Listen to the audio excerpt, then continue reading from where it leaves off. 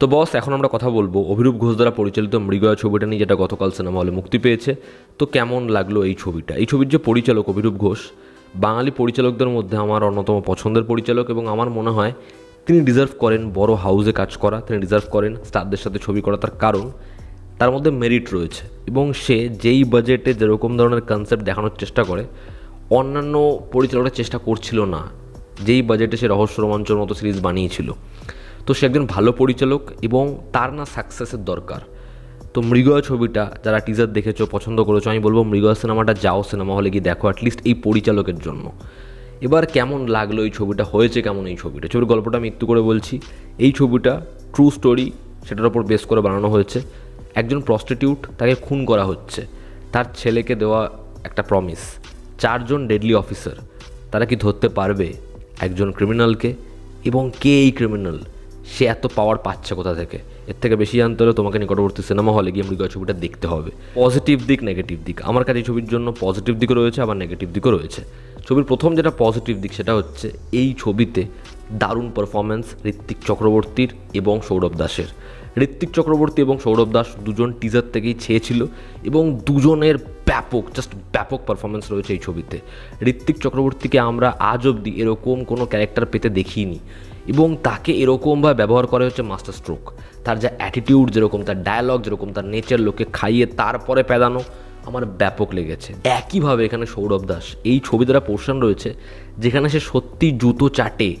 একটা অ্যাক্টর কতটা ডেডিকেটেড হলে এটা করতে চায়, এবং তার চোখ মুখ কথা বলবে। জাস্ট সৌরভ দাস, তাকে আমার মনে হয় অনেক অনেক বেশি অ্যাপ্রিসিয়েট করা উচিত। সে যে লেভেলের অ্যাক্টর না, পারফরমেন্স লিটারালি ব্যাপক, জাস্ট ব্যাপক। এছাড়াও যদি অনির্বাণ চক্রবর্তীর কথা বলি, বা বলি হচ্ছে প্রিয়াঙ্কা সরকার, তারা প্রত্যেকে নিজের জায়গায় ভালোই কাজ করেছে। বিক্রম চ্যাটার্জি, তাকে একটা স্টাইলিশ ক্যারেক্টার দেওয়া হয়েছে, এবং সে নিজের জায়গায় ঠিকঠাক। ছবির সেকেন্ড যেটা পজিটিভ দিক, সেটা হচ্ছে এই ছবির যে আইডিয়াটা, সেই আইডিয়াটা না আমাদের ফার্স্ট হাফে অনেক আশা দেয়, এবং সে আইডিয়াটা কিন্তু বেশ বেশ ভালো। ছবির মধ্যে ফার্স্ট হাফে এই যে প্রত্যেকটা ক্যারেক্টারের ইন্ট্রোডাকশন, এখানে একটা মায়ের সাথে ছেলের যে ইমোশনাল অ্যাঙ্গেল, এগুলোকে না সময় দেওয়া হয়েছে, স্পেস দেওয়া হয়েছে। এরকম ধরনের ছবির ক্ষেত্রে যেটা হয়, এই দিকপত্রগুলোকে রাইটিংয়ে স্পেস দেওয়া হয় না, ফলে ব্রিদিং স্পেস পাওয়া যায় না। আমার এই ছবিটায় এটা দেখে ভালো লাগছিল যে এই বিষয়বস্তুগুলোকে তারা বিল্ড আপ দিতে দিতে গেছে, যেটা অবশ্যই ভালো। ছবির ডায়ালগস রাইটিং সেটা ভালো হয়েছে, এবং ছবির কমেডি সেটা ওয়ার্ক করে। ছবির ওই যে মটকা গরম হলে এরিয়া ঠান্ডা হয়ে যাবে, সেটা কিন্তু সত্যি শুনতে ভালো লাগে। থিয়েটারে যখন তুমি ছবিটা দেখবে, সেটা ওয়ার্ক করে খুব ভালো। ছবিতে এই যে টিমটা দেখানো হয়েছে, এই যে 4 জন অফিসার, আমি প্রথমেই বললাম ডেডলি কপ, এই 4 জনের যে ইকুয়েশন, এবং পার্টিকুলার একটা সিকোয়েন্স রয়েছে যেখানে বলে ডায়লগটা ভালো লাগলো না, বাংলায় শুনে দেখুন, প্রমোতে তোমরা দেখো। ওই যে জায়গাটা যে মিষ্টি হাড়িতে থাকে, ওই পোর্শনটা এই 4 জনকে যেরকমভাবে স্পেস দেওয়া হয়েছে, সেটা বেশ বেশ মজা, ভালো লাগবে। ভিডিও শুরু করলাম আমি অভিরূপ ঘোষের চ্যালেঞ্জেস থেকে।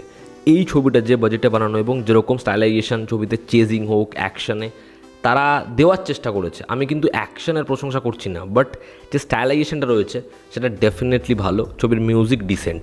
তো এই ছিল এই ছবির পজিটিভ দিক। এবার যদি ছবির নেগেটিভ দিক বলি, ছবির প্রথম নেগেটিভ দিক হচ্ছে এই ছবিটাকে একটা মাস ফিল্ম বলে প্রমোট করা হচ্ছে, ছবিটার অ্যাকশনটাকে প্রমোট করা হচ্ছে। বাট এরকম ধরনের অ্যাকশন ফিল্ম মানে তুমি যত গুড় ঢালবে তত সেটা মিষ্টি হবে।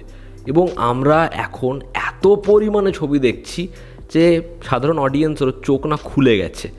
এই ছবির যে অ্যাকশন, সেটা স্টাইলিশ ওয়েতে তারা ডিজাইন করতে চেয়েছে, বাট অ্যাকশনটা সেটা অ্যাচিভ করতে পেরেছে বলে আমার মনে হয়নি। ফলে ছবিতে চেজিং থেকে শুরু করে ফাইনাল যে ফেস অফটা রয়েছে, সেখানে যেরকম ধরনের অ্যাকশন, যেরকম ধরনের তারা hand to hand fight sequence রেখেছে, হাতুড়ি দিয়ে ফাইট সিকোয়েন্স রেখেছে, শর্ট ফাইট রেখেছে, সেগুলো না স্টাইলাইজেশন তারা করেছে ঠিকই, তবে অ্যাকশনটা বা ওই লেভেলটা পুরোপুরি অ্যাচিভ করতে পারেনি। আই হোপ পরবর্তী সময় সে বাজেট পেলে সেটা অ্যাচিভ করতে পারবে, তবে অ্যাকশনটা আমার জন্য খুব বেশি ওয়ার্ক করেনি। ছবির সেকেন্ড নেগেটিভ দিক হচ্ছে এখানে সৌরভ দাসের পারফরমেন্সের কথা আমি বললাম, সে টেরিফিক জাস্ট, বাট এই ক্যারেক্টারটা কোথাও একটা গিয়ে ফ্লেশড আউট হয়নি ঠিকভাবে। কারণ এরকম স্ট্রেচারের একটা চরিত্র, তার এরকম বিল্ড আপ দিয়ে ছবি শুরু হচ্ছে, পরবর্তীতে সেই চরিত্রটা যেরকমভাবে পালিয়ে বেড়ায়, যেরকম সেই চরিত্রটা একটা ঘটনা ঘটায়, সেই চরিত্রটার যেরকম ফ্ল্যাশব্যাক বা যা যা জিনিসপত্র হয়, মনে হয় এই চরিত্রটাকে খুব দুর্বল করা হয়েছে।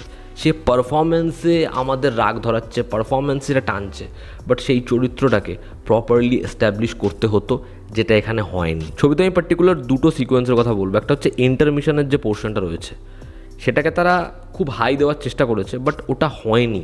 এবং ইন্টারমিশনটা যেরকমভাবে আসে খুব ঝপ করে মনে হয়, মানে খুব রাস্ট ফিল হয়। ছবিটার ডিউরেশন 2 ঘন্টা, তারা এঙ্গেজ রাখার চেষ্টা করেছে, বাট বিষয়টা না একটা টাইমের পরে রাস্ট ফিল করায়। এবং আরেকটা যে সিকোয়েন্স আমি বলছিলাম সেটা হচ্ছে খাকির খুব আইকনিক একটা সিকোয়েন্স, সিনেমা খাকি, অক্ষয় কুমার, অমিতাভ বচ্চন, অজয় দেবগনওয়ালা।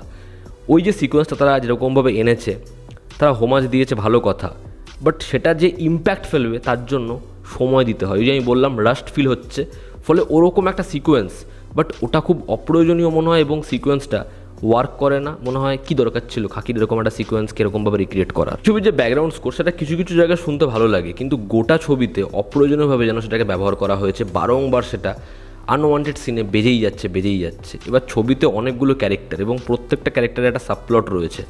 এবার এতগুলো চরিত্র, তাদের প্রত্যেকের পার্সোনাল ক্রাইসিস, সেটাকে জায়গা দিতে গিয়ে কোথাও কোথাও মনে হচ্ছে এই ছবিটা না আরও বেশি রান টাইম ডিমান্ড করে, এই ছবিটার লেন্থ আরও বেশি হওয়া উচিত ছিল।